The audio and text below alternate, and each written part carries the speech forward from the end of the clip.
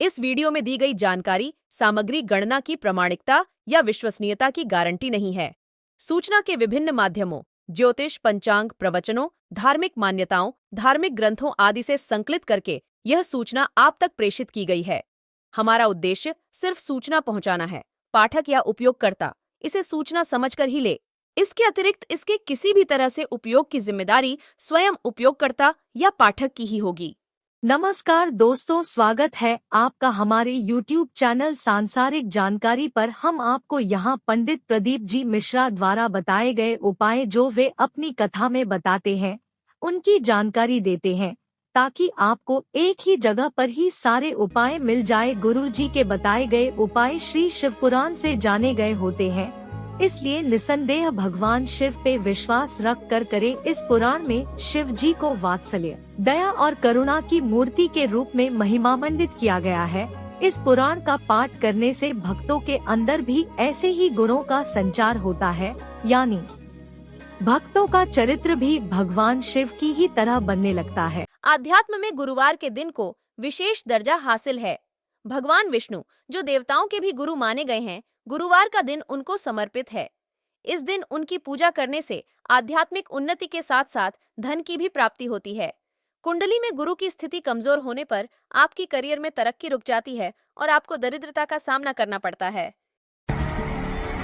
बन सके तुम्हारे पास में शिवालय हो या बेलपत्री का वृक्ष हो, वहां दीप दान अवश्य करना चाहिए। अब एक बात का स्मरण आपको रहे थोड़ा सा, अगर किसी कामना के वश अगर हम दीप लगा रहे हैं या हमारे मन में कोई भाव उत्पन्न है और हम बाबा से कहना चाहते हैं कि बाबा मेरा ये कार्य है, आप पूर्ण करिएगा, तो फिर शिव मंदिर में भी लंबी बाती का दीप आप प्रदोष या सोमवार की अष्टमी या सोमवार या आप शिवरात्रि को बाबा से निवेदन कर कर लगा सकते। हाँ, विशेष जब कोई एक बहुत बड़ी बात हो और आपके कार्य में कहीं अटकल हो रही हो, तो एक ही दीप में दो बातें, शिव और शक्ति, लंबी बाती बनाई शिव और शक्ति के नाम से, दो बाती एक साथ एक दीप में भी लगा सकते। पर कब?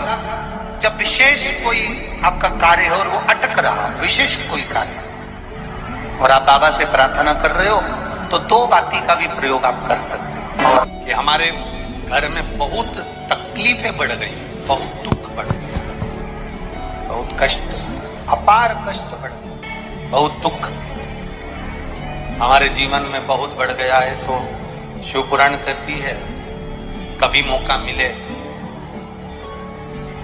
एक बेलपत्र जिसकी डंडी का मुख जहां से पानी बहता है जलाधारी की ओर, समझ में आ रहा है ना? जहां जलाधारी हो और जलाधारी में जहां पानी बह रहा हो, उस पानी बहने वाली जगह पर डंडी का मुख हो, जलाधारी। अब समझ लो थोड़ा सा, जैसे ये गोल जलाधारी है, ये शिवलिंग है, यहाँ अशोक सुंदरी है और यहाँ से पानी बह रहा है।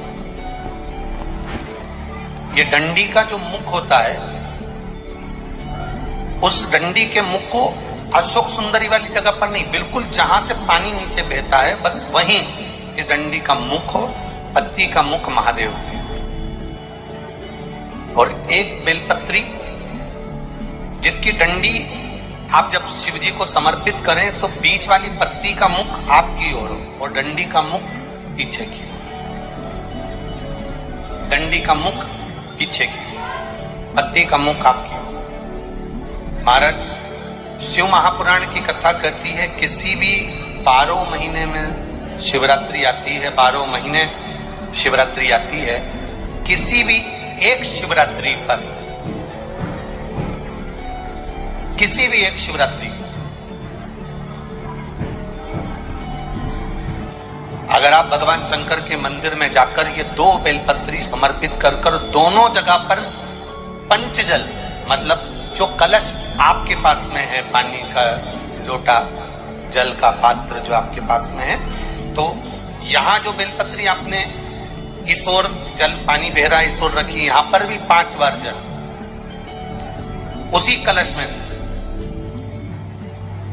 5 बार जल यहां पर, और उसी कलश में से 5 बार जल जो शिवलिंग पर आपने बेलपत्र रखी है समर्पित करिए वहां पर। ऐसे 5 बार इधर और 5 बार शिवलिंग पर जल समर्पित कर कर अपने जो दुख है, अपनी जो तकलीफ है, अपना जो कष्ट है, बहुत तकलीफें जो हमें आ रही है, बहुत जो तकलीफें हमें आ रही है, हम वो बाबा से कहकर, बाबा से प्रार्थना कर, अगर वो जल दोनों जगह पर एक शिवरात्रि, 12 महीने शिवरात्रि आती है, किसी भी शिवरात्रि को हम जब जल समर्पित करें और बाबा से प्रार्थना करें तो ये निश्चित है, एक शिवरात्रि पर करते हैं, अगली शिवरात्रि जब आती है तो बाबा आपके दुख को, आपके कष्ट को मिटा ही देता है, ये निश्चित है।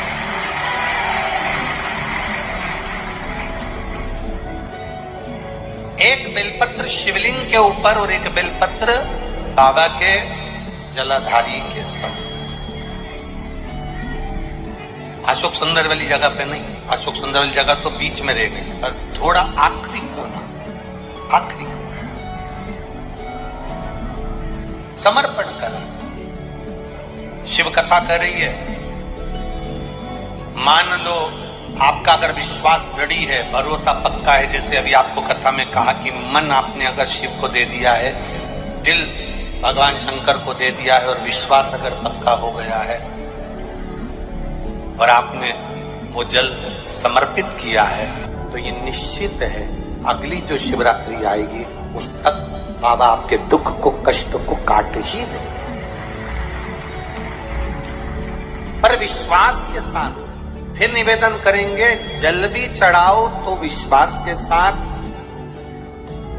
बेलपत्र भी चढ़ाओ तो विश्वास के साथ, धतूरा भी चढ़ाओ तो विश्वास के साथ, एक पुष्प भी अगर समर्पित कर रहे हो तो विश्वास के साथ करें। दोस्तों, ये वीडियो आपको कैसा लगा?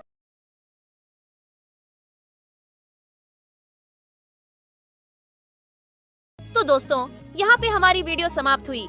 उम्मीद करती हूँ हमारी ये जानकारी आपको जरूर पसंद आई होगी। हमारी वीडियो को लाइक जरूर करें और हमारे चैनल को सब्सक्राइब और शेयर करना ना भूले। जय श्री राम,